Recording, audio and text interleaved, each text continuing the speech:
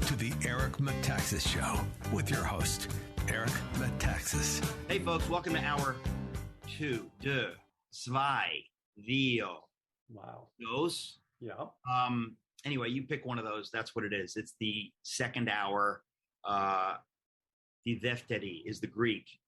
Die zweite Stunde. We've got a lot of languages that we could use, but we choose to speak in English. That's the language of the Apostle Paul. And so we always choose the language that Paul used in the King James Bible. So we've already confused people. That's on purpose, folks. That's so you'll listen more carefully. All right, we got some big news here. First of all, hour 1 today, we had my really dear friends, Ron and Lynette Lewis, Pastor Ron Lewis and Lynette. We've been friends for years. They shared about their new book, Miracles in Manhattan. But right now, in hour 2, we have another friend, Rebecca Lyons. She's the wife of Gabe Lyons. And she's, we've known them for so many years as well. What a blessing to know some of these dear people. But so we're beginning to talk to Rebecca in a minute. But I got to say, I have to tell our audience again, we have some big news, Albin. I, for years, have thought to myself, we are, and I'm not talking about which I'm, taping in a hotel room, but most of our show is taped at the TBN studios in New York City. And of course, where does it air? Where does that air? There's 30 minutes that air on TBN on the weekend, but we're taping hours of programming every week for video, glorious video, Technicolor, glorious Technicolor. And I want to say that since YouTube canceled the program, we need a place to air what we're doing because it's so beautifully produced in the studio and we want people to see it. We want people to see what you and I are wearing because it's the talk of Hollywood.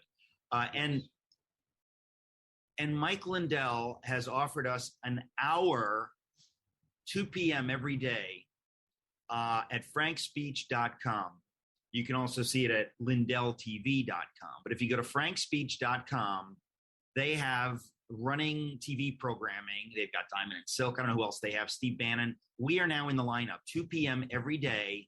If you go to frankspeech.com, you'll see this program. It is 1 hour of this program. And that's most of what we do because you take out commercials and stuff. I mean, we've got, every hour with commercials and news ends up really being 40 minutes of this kind of content of me interviewing people. And then 20 minutes from the second hour. So most of what we do will be every day in glorious video at frankspeech.com. You should be going to frankspeech.com anyway for other reasons. Also, Mike Lindell said that if you use the code ERIC, the specials that are it's frankspeech.com, which there's some like loony specials that he puts up only at frankspeech.com. You can get those if you use the code ERIC also. It's not just at mypillow.com or mystore.com. If you go to frankspeech.com, you can do that. But frankspeech.com is going to be a big deal. I mean, it's already a big deal because the number of people around the world that follow Mike Lindell and follow what's going on with the election of 2020 and all this kind of stuff. If you're not following it, I don't know what you're doing with your life. Probably wearing 3 masks in the basement. But who's to judge on a presidential activity? Oh, certainly we. But we've got other announcements. I want to say that, let's see, the most important thing probably is that Nutrimetics, which is our other sponsor, they're the best. They are offering 35% off this week only this week. It's usually 20% off if you use the code ERIC, 20% off. Yeah. But this week only, which I hope includes the weekend, is if you use the code ERIC, it's 35% off. That's what they call an introductory offer. That's to lure you in so you can sort of say, hey, this stuff is amazing. I want to get my vitamin C, D, zinc, and all these other things from Nutrimetics.com because somebody told me they give 50% of all their profits to missions. Yeah, folks, missions. Wouldn't that be nice to buy medicine and be giving money to missions, or to be buying nutraceuticals or whatever they call it, vitamins, and be giving? So that's Nutrimetics.com, 35% off if you use code ERIC this week only. Albin, two more things that I would Okay, well, my three more things. I'm wearing a turtle shirt in honor of you being down in Florida. That's all I wanted to say. Thank you. Is that all you wanted to say? That's it. I want to thank you for that. And I want to say to you, Yes. On behalf of Mitch McConnell and all the turtles around the world, I want to say thank you, my friend. We are honored. Now, let me say real quick, if you want to be on the launch team for my new book, Is Atheism Dead? We're sending out emails to our email list. If you're not on the email, please sign up for the email news. Please. I don't know what you want. I'm going to tell you that if you don't do it, but we are offering anybody who wants to read the book. This is more than a month ahead of its publication. It doesn't come out till October 19th, 2021. So when the book comes out, you can get a hard copy, obviously. But if you want to read it now, you have to be on the launch team. We need people to be on the launch team. And I'll tell you, one of the reasons we need people to be on the launch team is the launch of a book is really important.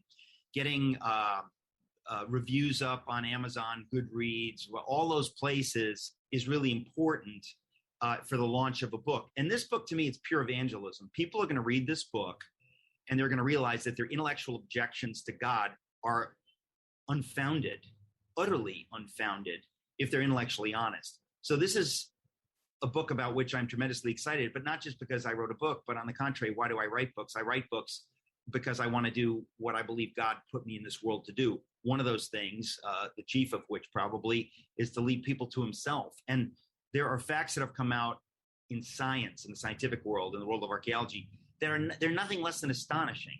They're astonishing. They're crazy, and nobody knows about it.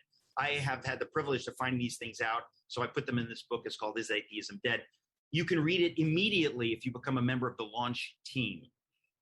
So we'll post information on my website, erictaxis.com, but I'm excited. And there's another reason why I need your help in getting reviews up at places like Amazon particularly. Because whenever you have atheism in the title of something, very, very, very nasty trolls come out and they post 1-star vicious reviews to drive down the sales of the book because they don't want the truth to come out. The truth is scary to them. Yeah. That's weird. I think they're going to call this book a conspiracy theory. Your whole book. Yes, exactly. The truth is now conspiracy theory. So I need you to read the book and post honest reviews at Amazon.com. Me, if you care about the cause of truth or evangelism, whatever, these are the kinds of the things that you have to get involved in, because we're living in a weird world where Amazon allows people who've never read the book to post vicious reviews. That to me seems odd, but there's some reason they do that. In any event, we need your help. So you have to join the launch team. You could read the book today, folks. Tomorrow, you could read the book. Speaking of tomorrow's Saturday. I will tomorrow, by the grace of God, be in Washington, D.C., on the Mall in Washington, D.C., for an evening event with Sean Foyt, Prayer for the Nation. It will air live on Daystar TV. Daystar TV tomorrow night. You probably have Daystar on your dial. I'm almost sure you do if you live in the United States. Daystar TV, it's going to air. I'm speaking.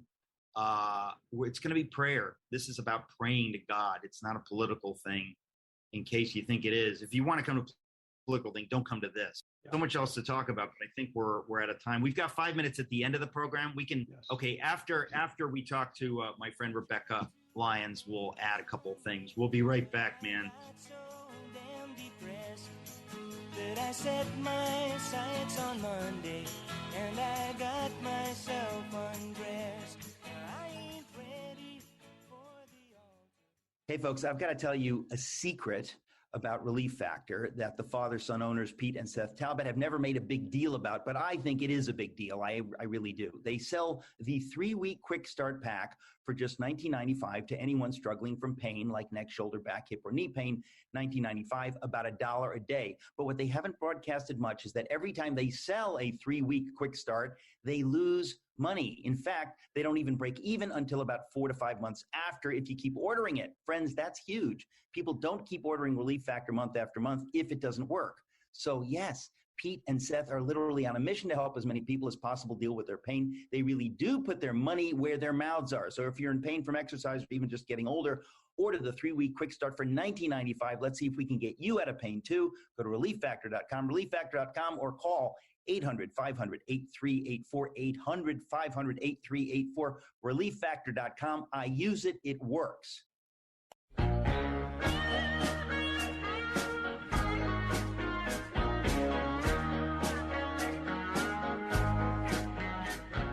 Hey there, folks. I've come to that point in my life when I've got friends all over the country, and if I want to hang out with them or talk to them or find out what they're doing, pretty much I need to have them on the show because they're busy too. And they don't come on the show unless maybe they've got a book out or something like that. So here's the good news. My friends Gabe and Rebecca Lyons, okay, they write a lot of books. You've heard about both of them. I think we've had both of them on this program. They're the founders of Q Ideas. Some of you know about Q. But Rebecca Lyons has a new book out. Actually, it's a devotional. Rebecca, you wrote a devotional? I did. My very first one.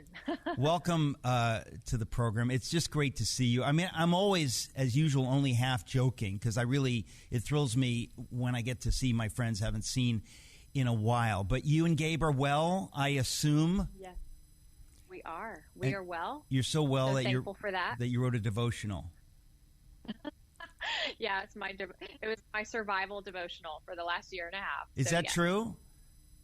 Well, for sure, the topic of surrender is something we've all been living, especially in the last 18 months. So it felt very timely to be writing on that at the same time. Okay, I'm going to ask you like the softball question that I ask a writer of a book.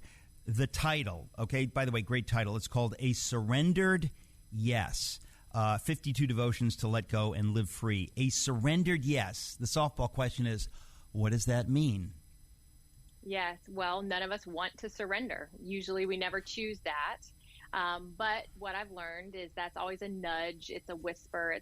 It's something that prompts us, that usually takes us to a place that's going to shift our life possibly, or shift our everyday. Maybe it's a posture. Maybe it's a decision of growing families, shifting careers, moving across country. But then I also think it's very much an everyday practice of gratitude, of forgiveness, of surrender, really just accepting what is so that you can actually get that out and then ask God to kind of interrupt that and show you what a healing journey looks like. So what prompted you to write a devotional? Because I've actually thought of doing that at some point because I have a lot of those kinds of thoughts. And I think, that's a valuable thought. And if it's a valuable thought, it probably didn't originate with you because truth is truth, wisdom is wisdom. It's from the Lord. But when did you get the idea that, because you've obviously written other books, but when did you get the idea that you wanted to do a devotional? Well, I found that the themes I kept writing about were always surrender, just this acceptance of the way things are instead of fighting against. I found that my anxiety was really rooted in pushing against or fighting against the obstacles or the barriers in my life that I would come up against. And so that would actually increase anxiety by fighting against it versus accepting it and then finding the peace flood my heart. And so I just thought, if this is a season of life, like my anxiety journey started 11 years ago with panic attacks, and then it's now been a healing journey for a season, it's like part of that it dovetailed with this acceptance, this release, this saying, God, okay, I don't want to live life life never looks the way we plan it anyways. So we can either get mad about that and be frustrated and fight it, or we can go, okay, that serenity prayer, grant me the wisdom to accept what I cannot change, but then to know the difference of the things I can. And so as I began to be honest with myself, whether or not it was having a special needs son at 26, and then learning that the journey of being a mom with a son with Down syndrome who's now 20 years old, or moving across country to New York City, with our 3 littles in elementary school, or even choosing to adopt this last little girl 3 years ago, Joy, from China at 5.5, also with a Down syndrome diagnosis. I just believe that God constantly prompts us towards things that require risk. And we get a choice in that moment to go, no, I can't do this. I'm afraid. This feels too big. I'm not enough for this. Or we can go, all right, can I trust you in this? And I think surrender is a lot about trust. Well, you've been open about dealing with anxiety. like real anxiety, and that's where we differ because I'm not open about it. I don't want anyone to know. Do you understand that? And if you tell my friends, anybody make sure else, nobody hears you. I don't want people to know that I deal with this stuff, please. But you, you live openly and freely, and you talk about this, and I just want to say how important that is. Obviously, I'm joking. I think it's really important, especially that those of us who look really buttoned up like we have it together, obviously we don't, because we create in God's image, and because of the fall, we're messed up. So we are all dealing with stuff, whether we look like it or don't.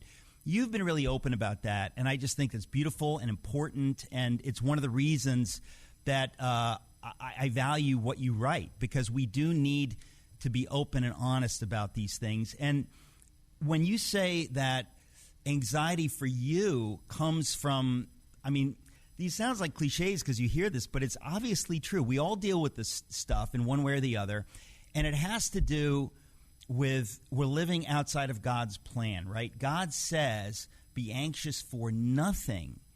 Bring me your problems, but don't get anxious and stuff. But a lot of people think like being anxious is almost like a virtue instead of a sin. They kind of act like, well, I'm anxious because I care.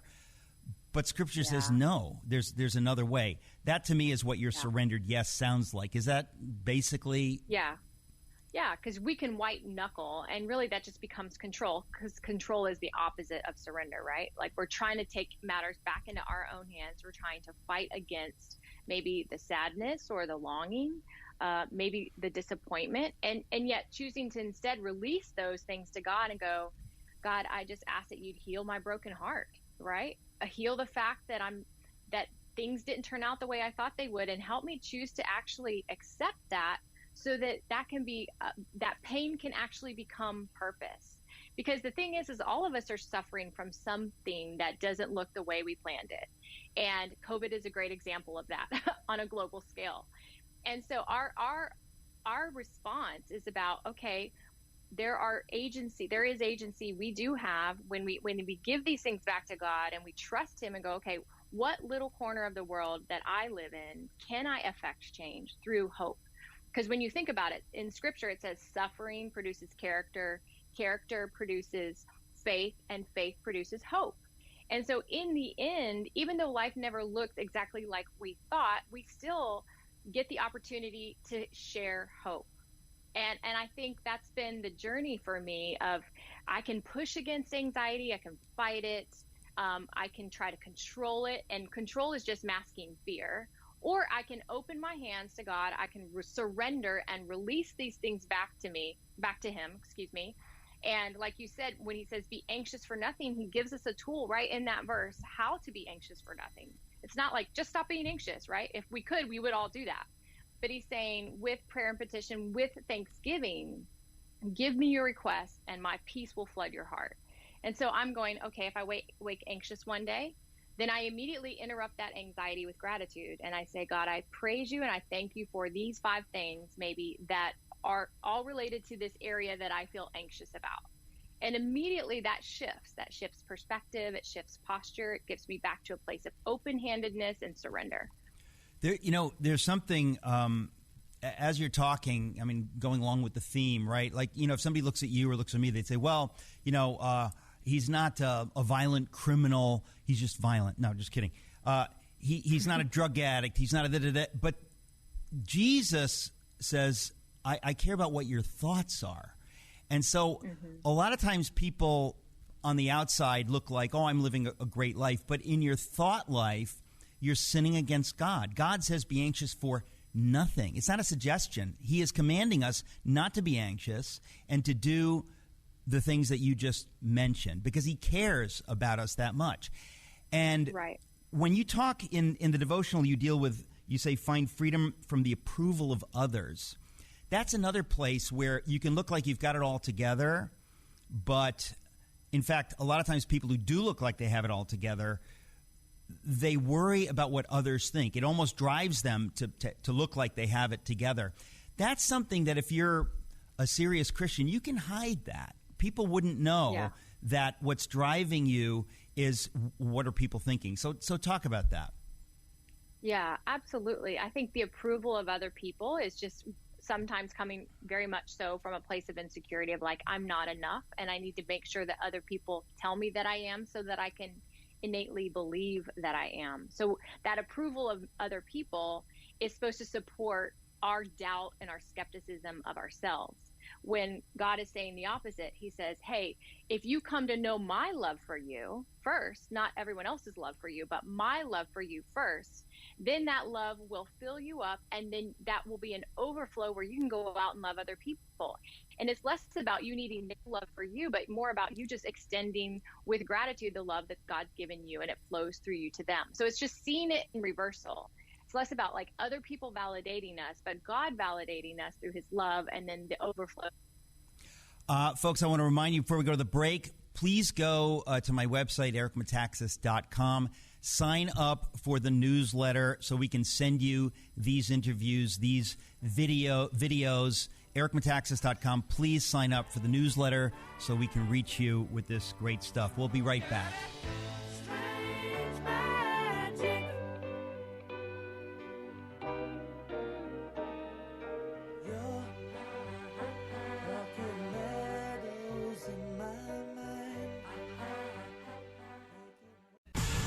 Secret notebook of Nikola Tesla with his most dangerous formulas could fall into the hands of evolutionary elite scientists.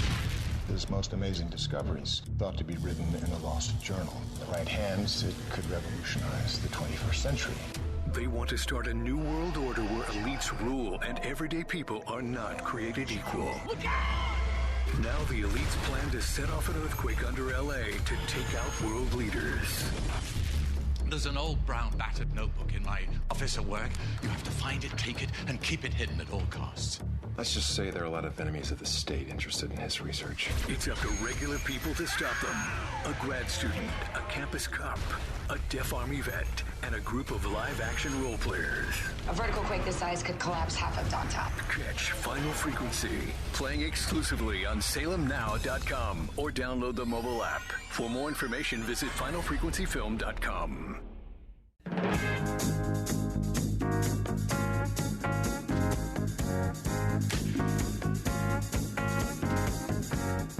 Hey there, folks. I'm talking to Rebecca Lyons. In the interest of honesty, I should say, she's a friend. She and her husband, Gabe, have been friends for a long time, doing great stuff. The latest, Rebecca, you've written a devotional called A Surrendered Yes, 52 devotions to let go and live free. I have to ask you, you practice, quote unquote, the Sabbath. I find it's a real conundrum for me because the scripture is really clear. It's one of the 10 commandments. And we're not there's not one commandment where it's like, well, that doesn't apply anymore because we're under the new law or the new covenant. But Christians really struggle with the concept of the Sabbath. I don't know anyone really who practices the Sabbath other than Dennis Prager, who's, an observant Jew. How do you do that? I mean, I'm fascinated with this. I think it's something that Christians really need to take more seriously. So I'm glad to know you deal with this. Well, and I think it comes back to posture. Just like when you mentioned earlier, be anxious for nothing. It's easy to be like, I want to stop. But part of it is God is coming to us with compassion when he says be anxious for nothing. He's not mad at us for being anxious, but he's saying, hey, you don't have to be anxious because I've asked you to cast your cares upon me because I want to carry them for you. So it's out of love. It's out of compassion. And so it's less about legalism and like you're sinning because you're anxious. It's going, hey, do you trust me? I'm a good God. I'm a good father. And I can hold these things for you. And so that to me, that compassion compels me, that kindness compels me to repentance. So when you come back to Sabbath, right? I look at that the same way. It's less about going, do I make sure that I don't like lift a finger for 24 hours? It's more about a posture of like there's a full day of the week that I don't have to make things happen. That it's not up to me to try to push something or have an agenda around something or create work for worth. It's really it's a day of complete rest and gratitude that God holds all things together, and I can just be. I can be with my family. I can be with my friends. We can talk about what God has done in our lives. It's kind of a celebration, quite frankly. It really is treated as if like let's talk about the goodness of God. Let's receive that goodness. Let's stop trying to earn his love, because he's already said it's free. And let's enjoy that and be thankful for that. So to me, it's still a posture, and it's a day of enjoyment of quality time with my friends and my family. And when you think of it that way, it's just giving thanks for God's goodness. Now, do you do anything particular on the Sabbath? Anything intentional that you will not do or that you will do? Like, how do you, because keeping our thoughts in the right posture toward God, I mean, that's obviously something we want to do every day. But how is the Sabbath different for you? Like, is there something that you do or don't do on that day? Yes, so definitely no work.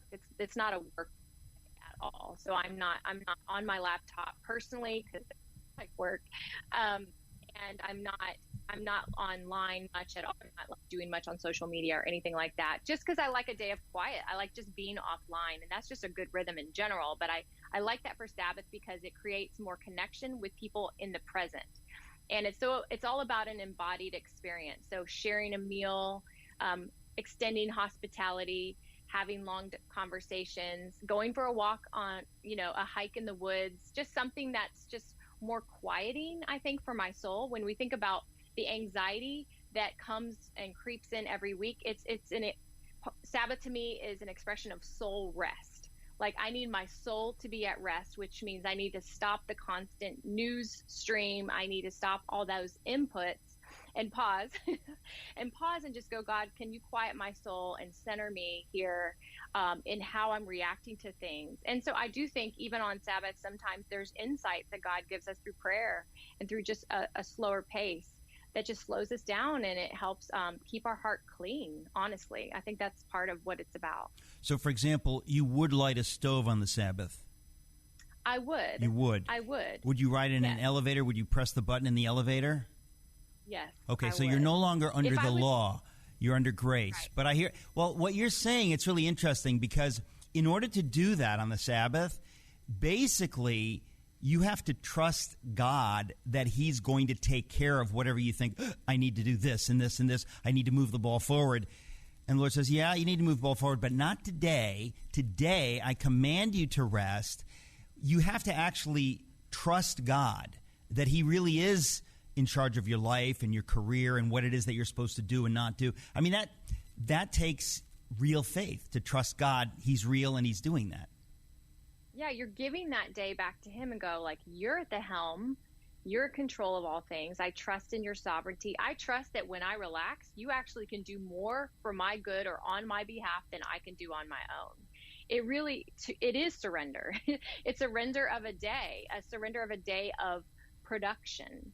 Because instead of I'll push the elevator because I want to go visit a friend and have connection and vulnerability and honesty and community. Those are all good gifts given to us by God. He's a communal God, and he makes us as a communal people. And so he delights in the fact that we have restored friendships and restored marriages or restored relationships with our children. He wants that. That's blessing from God. And so that Sabbath is a way of living that out in a very practical way.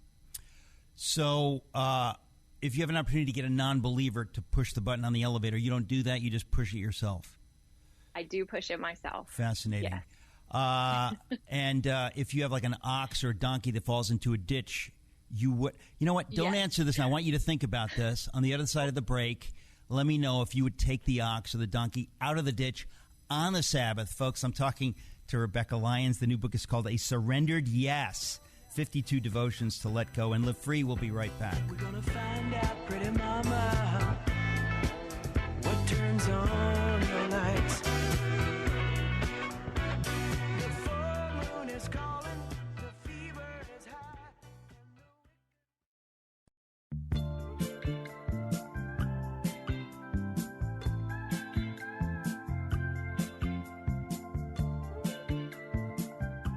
Folks, welcome back. I'm talking to my friend Rebecca Lyons. She is the author of Free Fall to Fly, which we've talked about on this program. She's a mother of 3, wife of 1, and I know who that one is. It's Gabe Lyons.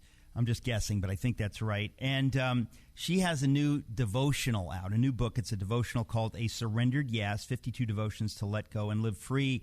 Rebecca, I have to ask you, you say that in the devotional you deal with your own battles openly with anxiety and depression.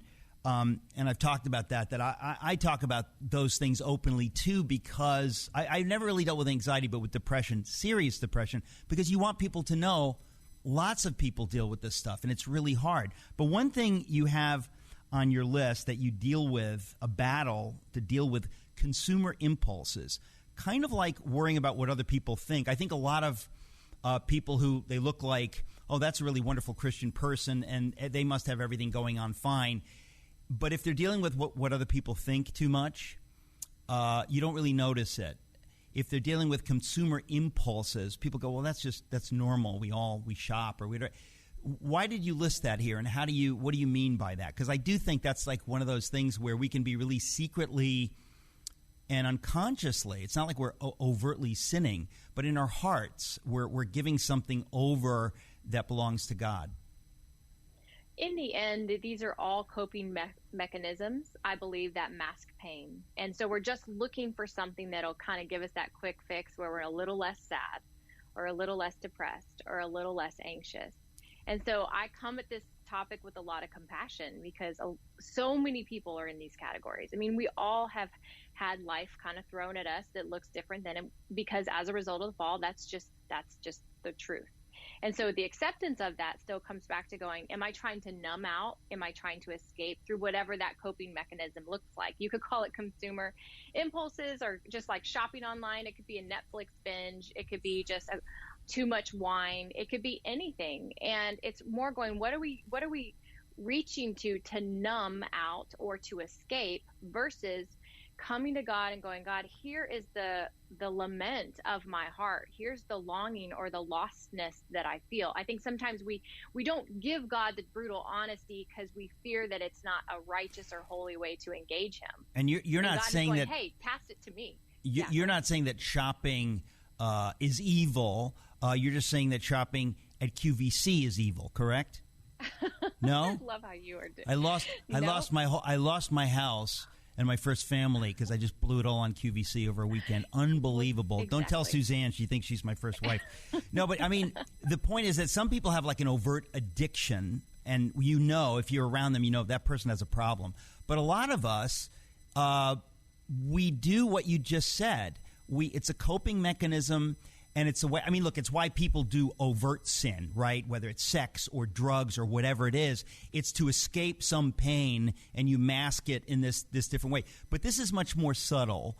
And so what do you say in the devotional? Is this about sort of being in tune with that, realizing, why am I doing this? Is this because I need to do this? You're not saying we can't have fun. If I have fun, I'm masking the pain. If I exercise, in other words, in some ways, what's the difference between processing the pain or dealing with it in a healthy way and dealing with it in an unhealthy way? If I'm having fun, it's not wrong to have fun. Right. I agree. I think fun is a gift, right? Just like fitness is a gift. It's giving you clarity. It's giving you firm muscles, strong bones. Like God talks about that in scripture. Like that's beauty, that's restoration, that's healing, that's part of it, because he made our bodies and he knows what we need, and he uses all kinds of methods of healing for our good and for his glory. So when you think of the idea of shopping online, of course you buy things you need online. I think it's just more about the idea of excess in any area. Fitness is great unless you start running 25 miles a day and then all of a sudden that becomes disordered, right? It's all about what is healthy and then what becomes disordered. And it's when we consume ourselves with any one thing, like fun is great, but what if like you quit your job and you just played every day all day long and you lost your house and you lost your family because you couldn't provide? So to me, it comes back to kind of what are the guardrails of these rhythms and these enjoyments of life. And I think the reason, even the guardrail of Sabbath, I think Sabbath comes every 7 days for a reason. It lets us auto-correct what got off track that week. Maybe there was some excess here, and the reflection allows us to look back and go, God, search me, oh God, know my heart. test me, know my anxious thoughts, show me what's wicked in me and lead me in the way everlasting. So David in Psalm 139 right there is just saying, hey, even though I'm your bestie, I'm your friend, I know there's things that are blind spots for me, and those coping mechanisms can get out of whack. And I ask that you kind of bring those things back to center from a place of surrender. The book is called A Surrendered Yes, 52 Devotions to Let Go and Live Free. I want to get back to the Sabbath thing. Was there a moment in your life when you said, I'm going to start being intentional about the Sabbath, or was it gradual? Because I just think this is a great thing for people to think about. Yeah, I realized that Sabbath was going to come in my life. So God it's not an option to God. It's a command, as you talked about. We never talk about it, though. It's crazy, though, right? I mean, it's one of the 10 commandments, and we don't even deal with it. Right. Well, so in the Israelites, he said you need to rest the land every 7 years, and they chose not to. They disobeyed. They never rest the land. And eventually, after 70 cycles of 7, he exiles them for the 70 years exactly that they never rested the land. He's basically saying, if you're not going to rest the land, I will rest the land for you, and I will exile you. So this is how I apply that to us personally. He's saying to us, if you're not going to give me a day of the week, there's going to come a season of your life where you're going to have burnout. You're going to lose your work anyways. So you can be preventative and actually just follow my biblical principles and guidance, or there will come a day where your body will stop and you will spin out, you'll experience burnout because you never. And I think a lot of our anxiety that we're paying for as a society is because it comes from a place of unrest, inner unrest. So we lose sleep, we lose productivity, we lose clarity, we lose focus. And that goes back to are we actually honoring the obedience of rest, showing that if we trust God along the way, we will prevent possibly these long seasons where we derail ourselves, our careers, our families, and so forth. We're going to have to leave it there. Folks, the book is A Surrendered Yes, 52 Devotions to Let Go and Live Free. Rebecca Lyons, God bless you. Great to see you. And give my best to your one husband, Gabe. You can go your own way. Go your own way. You can call it another lonely day.